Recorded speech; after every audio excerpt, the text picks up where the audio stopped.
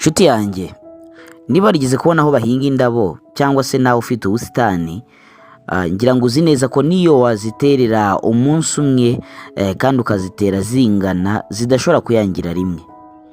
Ibi bifite igisobanuro mu buzima bwacu busanzwe, ko dukora turuha naho twaruhira mu kazi kamwe dukoresha ingufu zingana, burya twese ntabwo dushobora guhirirwa rimwe. Bamwe bagira igihe cyabo cyo guhirwa, bagahirwa, bagatunga, bagatunganirwa, yenda abandi bakabagenda inyuma kandi nabo bakoresha imbaraga nyinshi kubarusha, ariko ntibivuze ko igihe cyabo kitazagera, nabo igihe cyabo kigeraho kikagera. Byose ni ukwihangana kandi no guhozaho mu gukora neza ibyo dukora. Komeza ugire umurava mu gukora ibyo ukora, umuro wawe unyuramo wari wose.